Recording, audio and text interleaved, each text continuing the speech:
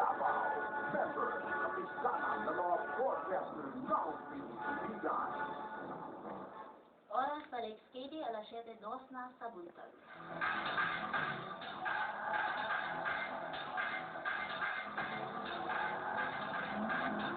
Ug may buntag, 30 minutos ang usab kita maghatod og labas nga balita. Kini si Chris Mercedes sa Newswatch Morning Edition, diri lang sa DXKT Radyo Ronda.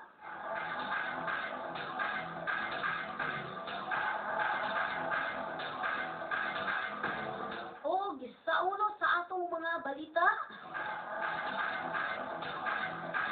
sa balitang lokal, nang himas og paa gipriso. Dugang pasilidad alang sa pasyenteng may cancer tukuron. Og mausa ka mananagat gipusil tungod sa yuta.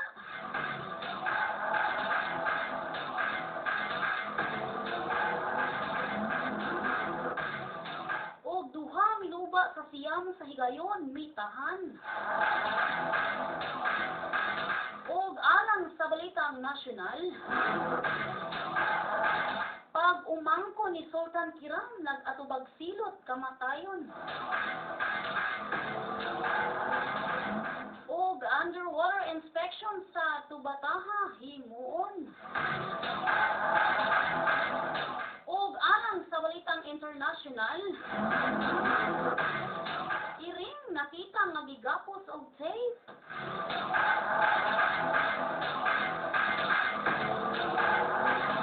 Og sa balitang sports, bumbong giilugan og bakos.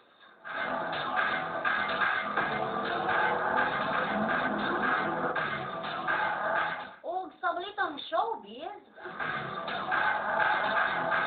Kim Chu gibalandra ang kaseksihan.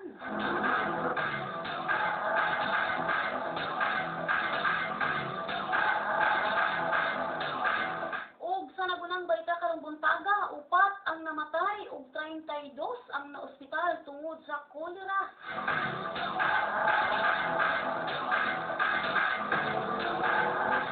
Upat ang nakabsan sa kinabuhi ug 32 ang naospital sa cholera outbreak nga nagsugod ni atong adlaw nga Huwebes dito sa probinsya sa Maguindanao. Gibutyag ni Maguindanao Governor Ismael Toto Magunda dato nga base sa iyang nagawat nga taho gikan kang Maguindanao Integrated Provincial Health Officer Chief Dr. Tahir Sulik nga ang mga biktima nagikan sa barangay Zapakan, Raha, Buayan. Ang mga biktima positibo sa E. coli bacteria tungod sa ilang giinom nga tubig gikan sa bomba. Dali sabdayon nga gipadala ni Maguindanao ang Provincial Mobile Hospital nga gipanguluhan ni Sulik aron matabangan dayon ang mga biktima ug malikayan ang pagkuyanap sa maong sakit. Ang E. coli usa ka matang sa bakterya nga magpuyo sa tingai sa tawo o hayop nga magdala og balatian sa tawo suma ni Sulik. Og kahinumduman niadtong miaging bulan, duha ang patay og 64 ang naospital tungod sa Vibrio cholerae outbreak sa barangay Tucamaru, Bungo Island, Parang. Ang kolera nakuha sa mga biktima gikan sa ilang giinom nga tubig sa balon.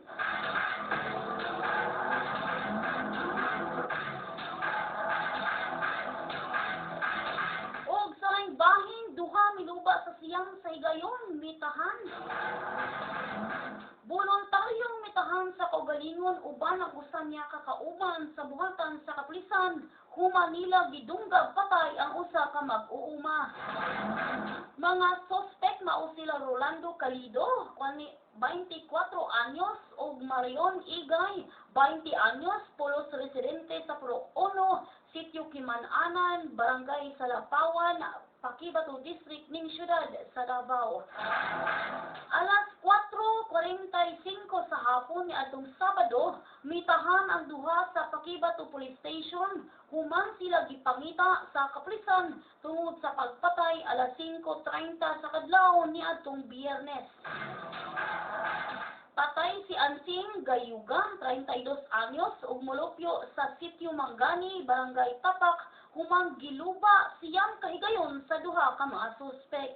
Nagbaktas lang si Gayuga sa maong dapit padung sa iyang uma apan kalit giduol sa duha ka suspek dayon giduslak gamit sa mahait nga butang.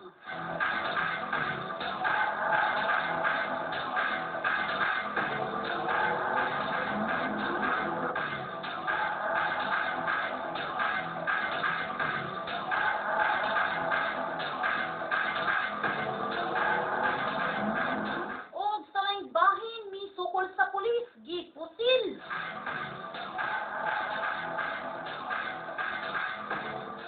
Usa ka hubog nga dunay dalang kutsilyo ug misukol sa pulis gipusil alas 2:40 kagahapon sa kadlawon adlong Domingo dito sa Kanto Matina Crossing, siyudad sa Davao. Ang suspect mao si Julieto Masanggid, hamtong og residente sa Barangay Matina, Aplaya. Nasairan gikan sa spot report sa Calomot Police Station nga mitaho sa kapulisan bahin sa insidente nga usa ka Virgo Rebecca Cañete, 20 anyos, driver og residente sa kilometro 8 Matina, Pangi. Nagpahibalo si Virgo gumikan na alarma na ang mga mulupyo sa ilang dapit sa usa ka lalaki nga nahubog og nagmaoy sa Kanto Matina Crossing. Mga tao nahadlok tungod kay giatangan sa suspect nga nagdala og kutsilyo. Dali-dayong miresponde ang mga pulis sa Talomo nga gipanguluhan ni P.O.T. Jill Trinidad. Giduol dayon ni Trinidad si Masanggid apan nagmagahi kini nga makig-istorya sa kapulisan. Inay mooban sa mga pulis, himihunat na hinuon pagdunggab kay Trinidad hinungdan nga gipusil siya sa paa. Dali-dayong gitambalan sa mga sakop sa Barangay 74-A paramedics ang suspect una gidala sa Southern Philippine Medical Center. Human sa pagpatambal, posibleng mag-atubang og kasong kalapasan sa Comelec gun ban alarm ang scandal og direct assault ngadto sa korte.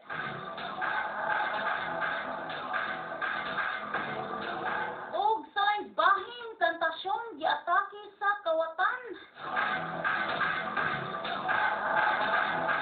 Nagpangatul sa ulo ang tag-iya sa usa ka banana plantation nga midangop sa kapulisan kay wala kini lungi pag-atake sa mga kawatan. Sukad pa niya atong milabay nga tuig hangtod karong bulana. Giilang tag-iya nga mao si Francilina Quilla, 54 anyos, minyo og banana grower, mulupyo sa Purok 9, Barangay Tiburcia, Kapanong, Davao del Norte. Suma niya nga niadtong Abril 16 halos gihurot sa mga kawatan pag-harvest ang iyang Cavendish dito sa Abiod, Barangay Pag-asa, Kapalong. Natangag sa mga kawatan ang 39 ka poste, 61 ka magkuno nga kahoy pang poste og mga cable wire og 190 ka bulig nga saging. Og dugang ni Quilla nga sukad pa ni atong Setyembre kanunay na kining giatake sa mga kawatan ang iyang sagingan pero ginagmay lang. Apan ning bag-o lamang nga nagkamahal ang saging, muabot na kapin 200 ka bulig ang mawartang.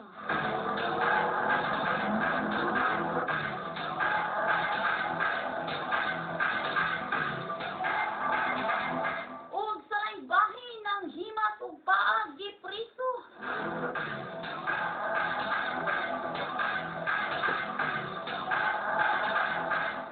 Natanggong sa selda sa San Pedro Police Station ang usa ka panday human ng himas ug paa sa dalaga gawa sa balay Kalingawan sa dalang Palmahil, siyudad sa Davao. Ang insidente nahitabo alauna 15 kagahapon sa kadlawon adlaw Domingo. Gireklamo mao si Rogelio Migano, Makalay, 36 anyos, ulitaw, lumad nga taga Palimbang, Sultan Kudarat ug panday sa Makati Development Corporation nga kontraktor sa construction site sa dalang bahada ning syudad.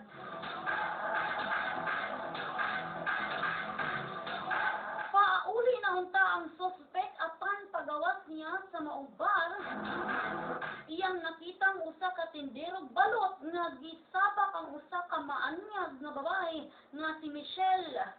Dili niya tinugapang giduol ni makalalay si Michelle gumikan kay iyang nakaila sud sa maong bar.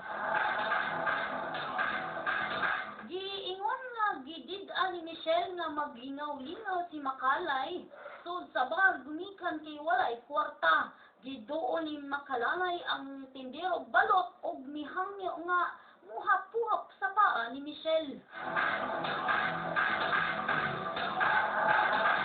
Human pag-puhap sa paa, gisagpa sa babae o gisumbag sa kuto-kuto si Makalalay.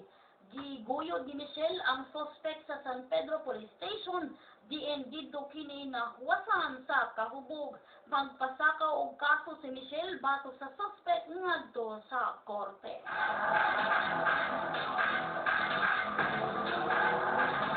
Og sa laing bahin, dugang pasilidad alang sa pasyenteng may kanser tukuron.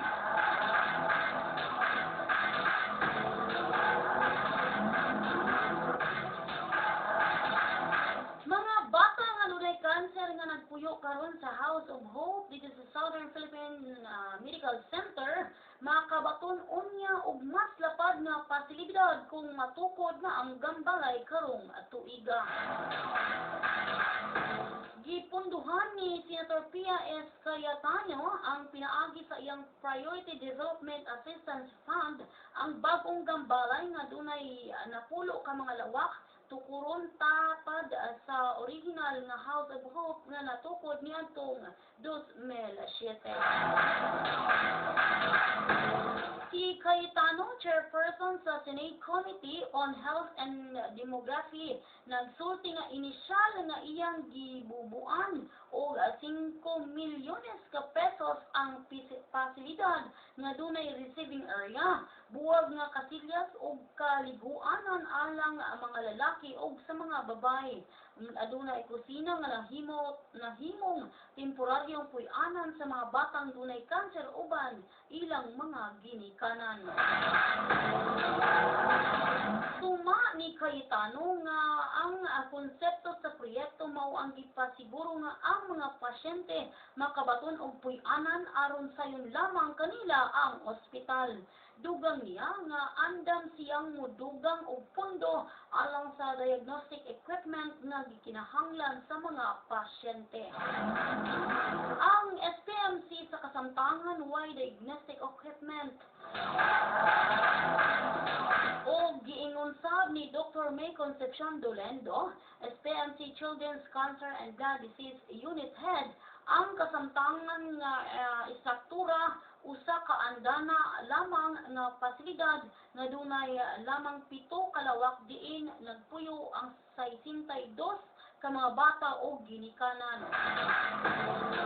Og pinaagi sa bag-ong tukuron nga pasilidad suma ni Dolendo, daghan na unyang mga pasyente nga ilang maatiman.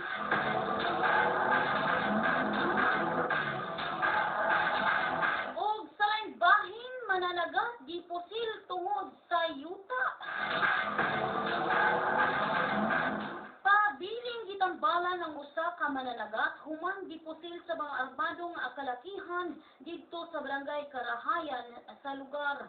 Ang biktima nga si Jerson Dawa, minyo sakop sa tribong Manubo, gipusil sa suspect nga si Epifanio Mando alias Miguel, 40 anyos, byudo og nga mag-uuma sa maong lugar. Sumala ni PO3 Nestor Valenzuela, investigador sa kapulisan, banda alauna imedya ang takna sa hapon adlong Sabado, giadtuan sa suspect ang biktima sa iyang balay o way daghang rason gipusil gamit ang 12 gauge nga shotgun. Nego ang biktima sa iyang tuhod ug tiil, hinungdan nga nalupog apan daling gitabang padung sa duol nga Tomas La Chica District Hospital.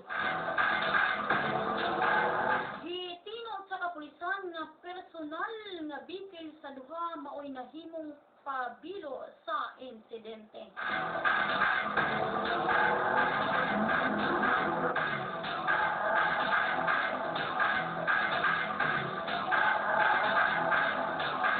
Og sa bahin si City Mayor Rosie Gingona asawa ni kanhing Vice Presidente Teofisto Gingona gipanhigang sa mga rebelde New People's Army niadtong Sabado sa gabi.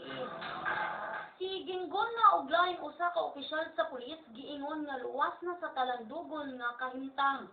Suma sa report, gibanhigan sa NPA ang upat kag sakinan nga convoy ni Gingona sa usa ka lugar sa Misamis Oriental nga mipatay sa duha ka sibilyan ug misamad sa mga biktima.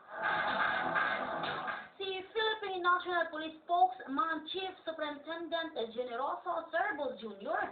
nagbutyag nga ang convoy sa mayor miagi sa sitio Dumayukod sa barangay Binakakalan dihang giatngan sila sa wa maihap nga rebelde alas 11 sa gabi niadtong Sabado. Sulti ni Serbo nga ang mayor ug iyang grupo gikan mitambong sa kapistahan sa barangay Alagatan dihang nahitabo ang pagpamanhig. Nagkapinusilay ang kapulisan ug ang mga rebelde pipila ka minuto. Ang mayor nakaangkon og mga pangusamtang iyang escort POC Rolando Bermerito nasamdan sa pinusilay. Nangayon nagpasaylo si Madlos sa nahitabo pinaagi sa pagsulti nga di nila intensyon ang pakig-away sa grupo ni Gingona.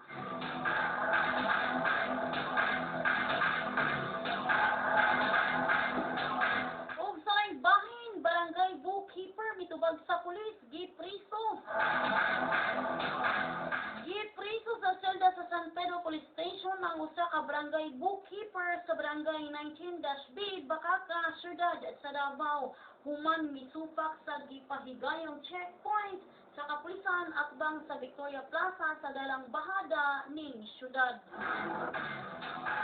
Gipusasan sa kapulisan si Manuel Tagabkab Idalin, 44 anyos, barangay bookkeeper o residente sa Fatima Village, Bacaka, human misupak sa gipahigayon nga checkpoint sa maong dapit.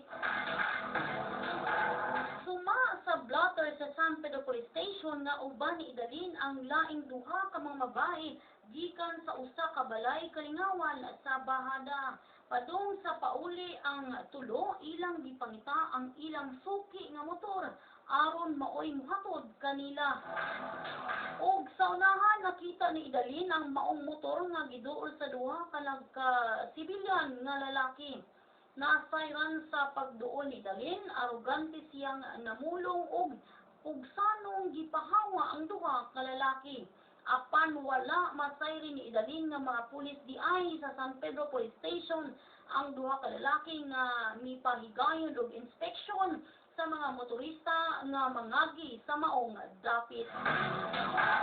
Gidaladayon ang bookkeeper sa presento gumikan kay arogante kining mipatunga sa gipahigayong checkpoint sa kapulisan. Ang suspect pasakan og kasong obstruction of justice gumikan sa pagtubag-tubag niini sa kapulisan.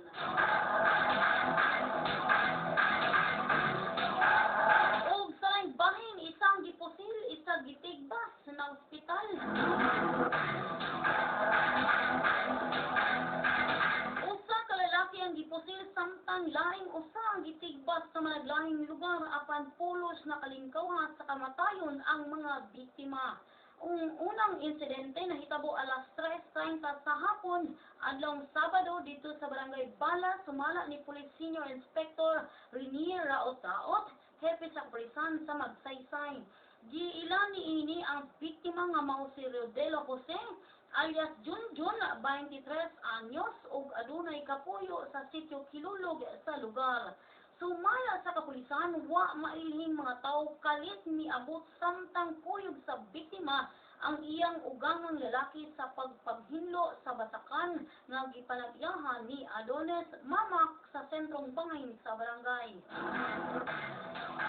Namusil dayon ang mga tao ug naigo ang biktima sa tuong bahin sa iyang abaga. Human sa insidente, yano rasab nga nisibat ang mga namusil padung suwa matinog direksyon. Hinuon na dali pagtabang ang biktima padung sa Via Crucis Medical Hospital sa silangang lungsod sa Bansalan, Davao del Sur. Samtang alas 6:30 sa gabi, nahitabo ang pagpanigpas dito sa Puro 4, Barangay Balnati sa lugar. Si raot-raot nag-ila sa biktima nga mao si Jerry de la Pena, 28 anyos, ug ulitaw nga ang biktima anaa sa ilang balay, kuyog ang pamilya dihang kalit nga nibutho ang grupo ni Danilo Constantino alias Pedring. Kuyog niini sila alias Lulu, alias JR ug alias Yemyem Constantino. Ang mga suspect ng hagit ug away sa biktima hinungdan nga migawa sa ilang balay. Apan wa magdahom ang adunay dalang sundang ang mga suspect o gitigbas ang biktima tumong sa ulo ug walang bahin sa kamot. Gilayong gitabang ang biktima padung sa Davao del Sur Provincial Hospital apan gibalin sabdayon sa Southern Philippine Medical Center dito sa siyudad sa Davao tungod sa grabing kasamad nga nahiaguman. Gimando na ni raot-raot ang pagpangita sa mga suspect aron ibalhog sa bilangguan dungan sa paghikay sa kasong frustrated murder.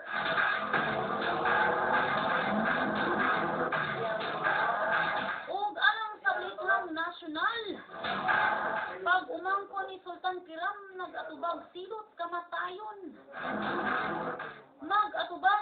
Mag-atuban og silot kamatayon ang pag-umangko ni Sultan Jamalul Kiram III kung mapamatud-an nga guilty sa giatubang nga kaso.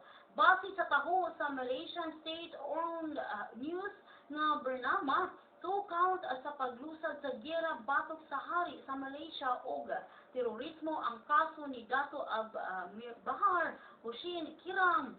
Kahinduman nga Marso 23, nasikop si Dato Amir Bahar kinsa nagpaila nga Defense Minister sa Sultanato sa Sulu.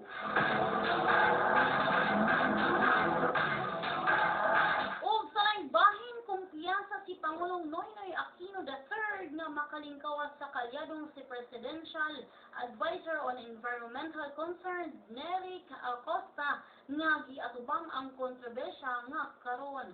Kini ang pakayag sa Pangulo human sa warrant of arrest nga gipagawa sa Sandigang Bayan batok ang Acosta nga nag-atubang sa kasong korupsyon. Dili lang kini ang unang higayon nga gihimo ni Pinoy tungod kay siya sab ang nagpiyan sa kaniadto kang kanhing Gobernador Grace Padaka nga duna say kasong graft dihang gipadakop sa korte. Sumala niya nga gawas nga kapartido niya dugay na sab nga ilang paghigala ni Acosta. Og sa balitang international, iring nakita nga gigapos og tape. Girescue ang usa ka iring sa California human nga nakita nga gigapos og duct tape sa usa ka parking lot. Sumala ni Abraham Contreras, kinsa nakakita nga nakita niyang iring sayo sa buntag ni Antong Milabay nga adlaw dihang padulong kini sa iyang trabaho. Dugang niya ang 2 anyos nga iring hayan mamatay kung wa kini makita tungod na putos ang tibok niyang lawas ug naong. Human sa nakakita ang iring, dali niya kining gidala sa veterinarian aron ipahiling kung dunay bali ang lawas sa maong iring.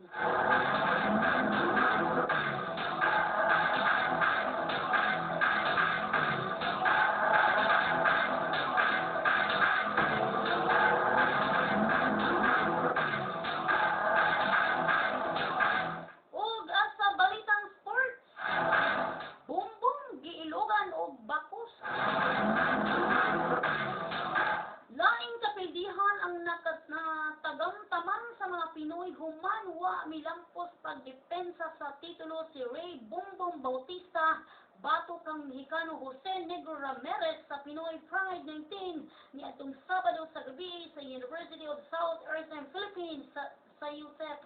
Daog si Ramirez pinaagi sa split decision diin duha ka hurado nga sila Salven Lagumbay o Danres Tapdasan mi-score og 114 to 111 pabor sa Mexicano samtang si Edward Ligas 114-111 pabor sa Bulanong Baksidor. Tungod niini na ilog sa 26 anyos nga Mexicano ang bakos ni Bautista nga WBO International Featherweight title. Sa unang round, nakatilaw dayon og kusog nga walang kumo sa Mexicano si Bongbong hinungdan nga nahagba sa luna. Nakalahutay pa sa ikatulong round ang 20 anyos nga Pinoy boxer apan di na mahisitsura ang dagway niini. Natumba na sad si Bautista sa ikalimang round tungod na dakin-as human sa uppercut ni Ramirez. Nakahiagong sab og samad ang Mexicano sa naong og nahagba duha ka higayon sa ika-8 round apan gideklara kini nga na-slide si Negro. Pag-abot sa ika-9 nga round, mireklamo si Bongbong human igo sa siko ni Ramirez nga walang naong dool sa dalunggan hinungdan sa pagkasamad. Og tungod sa nahitabo, nakita nga naglisod na ang Bulanon sa pakig-asukmagay sa iyang kontra hangtod nga napakya siyang makuha ang kadaugan. Ang kapilihan ni Bongbong ni sunod nila Nonito Donaire o Brian Viloria nga napili sa pinaagi sa desisyon. Daog ang mga Pinoy boxers nga sila Lorenzo Thunderbolt Villanueva, King Arthur Villanueva, Rocky the Road Warrior Fuentes sa ilang tagsa ka mga away. Gipatikangkang dayon ni Thunderbolt ang Indonesian nga si Arif the Ice Gladier. Sa ikaduhang round, sulod 1:20 segundos, pinaagi sa left uppercut, hinungdan nagpabilin nga undefeated si Lorenzo.